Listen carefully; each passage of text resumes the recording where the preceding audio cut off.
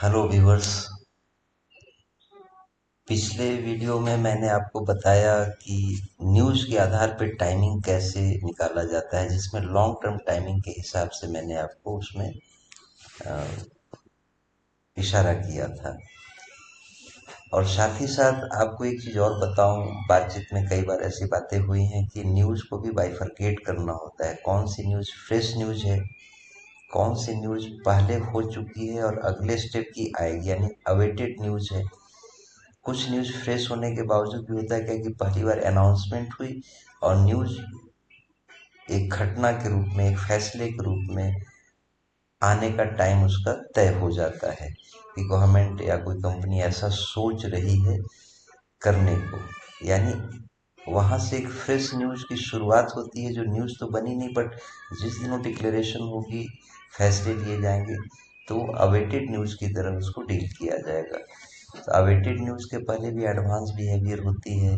आ जाने के बाद फिर जो वैल्यूएशन बनती है उसके हिसाब से कैंडल पे या चार्ट के फ्रेम में या मूविंग एवरेज के फ्रेम में काम को अंजाम दिया जाता है। तो साथियों, यहाँ पर ऐसा है कि मैं, जैसा कि इसी न्यूज़ को लेकर के एक वीडियो पिछले वीडियो में डाला हूँ, तो यहाँ पर देखिए, सबसे पहले आपको क्या चेक करना है, ये किस दिन की अखबार है। यानी ये प्रिंट मीडिया पे आप देख रहे हैं। जैसे ये न्यूज आई थी, प्रिंट नहीं हुई थी, ऑनलाइन आप वेबसाइट पे ढूंढ सकते थे।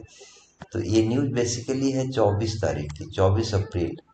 और ये रही आपकी 25 अप्रैल को ये पब्लिश होकर के सामने आई है।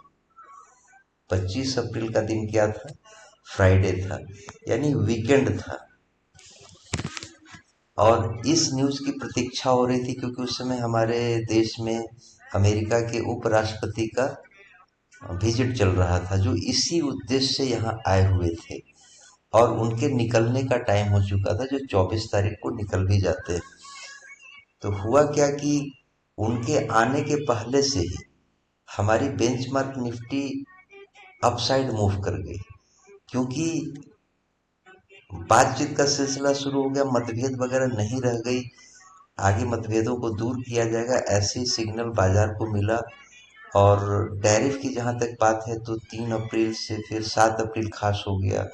फिर उसके बाद 10 अप्रैल हुआ, जो नेक्स्ट डे यहाँ हमारे इंडिया में पता चलता है कि टैरिफ लगी नहीं लगी। तो ऐसे करते हुए वेंस का आना और इसी उद्देश्य से आना, इसी न्यूज के पर्पज से आना, तो बात पॉजिटिव होने लगी। तो हमारी बाजार अपसाइड मूव करने लगी, एडवांस बिहेवियर होने लगा इसमें। और ठीक वीकेंड, यानी फ्राइडे होता है, जिस दिन अखबार छप कर आई, उस दिन हमारा शुक्रवार का दिन था। फ्यूचर ऑप्शन का पहला दिन था नए सेशन का, मई वाला। और वीकेंड भी था। तो वीकेंड में शुरू से ही क्या हुआ कि मार्केट अपसाइड मूव करता जा रहा था। अब वो प्रॉफिट बुकिंग स्वाभाविक रूप से लेगा, तय सी बात थी। तो उसमें प्रॉफिट बुकिंग की गारंटी तो थी, लेकिन एक सडन इवेंट हो गई पाकिस्तान और इंडिया के बॉर्डर पे, जो सीज फायर का उल्लंघन कर दिया गया। काफ़ी सेलिंग वहाँ पे हुई, फायरिंग वगैरह होती रही, उससे सेंटीमेंट डाउन हुआ, तो मार्केट थोड़ा ज़्यादा गिर गई थी, हालांकि बाद में रिकवर भी की थी। अब आगे चलिए, इस न्यूज के आधार पे हम कैसे तय करेंगे कि टाइमिंग क्या है।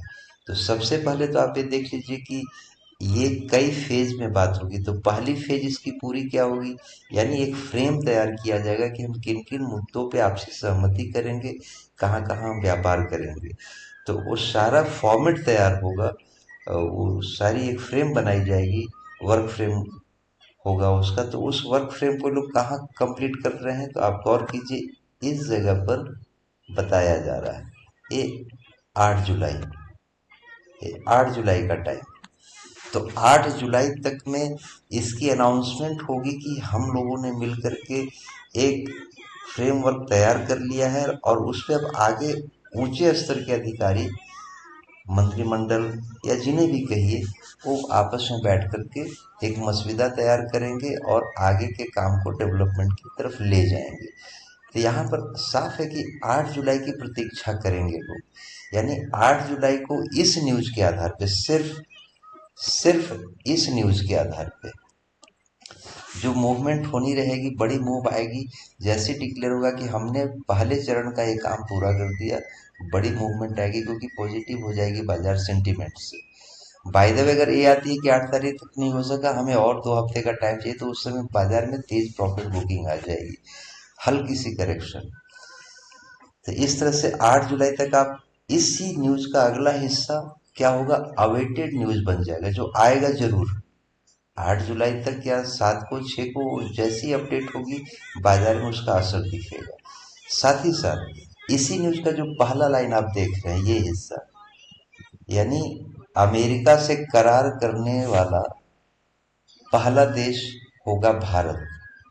मतलब पहला देश होगा भारत। अभी जो डिस्प्यूट चल रही है टैरिफ को लेकर के, आपसी तनाव जो हो गई है देशों में अमेरिका के साथ, उसे पहला देश भारत होगा, यानी अमेरिका दूसरे देशों के साथ भी ऐसी ही ट्रीटी करेगा, सीधी सी बात है। तो इसी ट्रीटी के संबंध में बातें जैसे जैसे आगे बढ़ेगी, किसी और देश का भी नाम इस बीच में आ जाएगा, तो उस दिन इंडियन मार्केट बेंचमार्क पे थोड़ा सा दबाव होगा, क्योंकि अभी इंडिया का कोई कॉम्पिटिटर नहीं है इस ट्रीटी पे बात करने वाले देशों को अगर देखा जाए तो। लेकिन अगले ही समय में, थोड़े समय के बाद अगर ये अनाउंस होती है कि इंग्लैंड, ऑस्ट्रेलिया या यूरोपियन यूनियन या शायद चाइना ही आ जाए, तो भारतीय बाजार पे दबाव आएगी, क्योंकि यहाँ पे व्यापार के सिलसिले में दूसरे नए भागीदारों की लिस्ट बनने लग जाएगी। तो इस न्यूज की हेडलाइन से समझिए कि भारत हम अपना जो है पहला देश होने वाला है, यानी और भी देश इसमें शामिल होंगे, तो उसकी भी प्रतीक्षा की जाएगी। यानी इस संबंध में अवेटेड न्यूज रहेगी, सारे ट्रेडर और इन्वेस्टर के ध्यान में, सभी इसको ट्रैक करेंगे। अब यहाँ देखिए, टैरिफ को लेकर के जो शिकायतें हुई कि अमेरिका ने ये कर दिया वो कर दिया, तो गौर कीजिए, अमेरिका ने टैरिफ नहीं लगाया, अमेरिका ने फ्री रखा था लोगों को, अमेरिका पर ही टैरिफ लगी गई थी।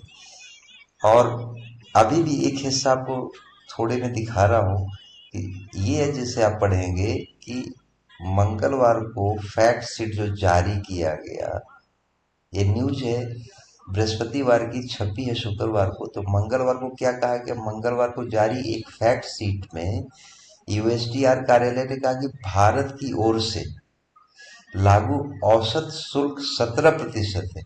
हर तरह का शुल्क मिला के, कहीं 10% है, कहीं 40% है, कहीं 30% है, उस सबका एवरेज किया जाए तो दैट इज 17%। ए वाली लाइन 17% है, जो दुनिया की बड़ी अर्थव्यवस्था में सबसे अधिक है। हकीकत है कि भारत ने ही सबसे ज्यादा टैरिफ लगा रखा है, तभी तो ट्रम्प कहा करते थे कि भारत टैरिफ किंग है। जबकि अमेरिका का लागू औसत शुल्क 3.3% है। इस जगह पे आप देखिए, अब यहीं से कंपेयर कीजिए कि टैरिफ के मामले में अमेरिका कोई खलनायक नहीं था।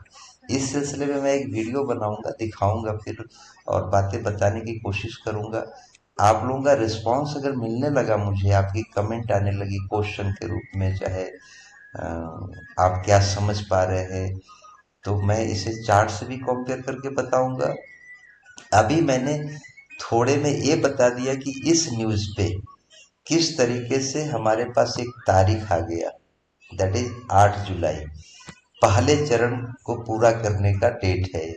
दूसरा, किसका टैरिफ का प्रतिशत ज्यादा और कम है, तो इस सिलसिले में मैं आपको एक नया वीडियो बनाकर बताऊंगा टैरिफ का खेल असल में क्या है। तो फिलहाल यहाँ पे 8 जुलाई बड़ा इंपॉर्टेंट है, सिर्फ इस न्यूज के संबंध में।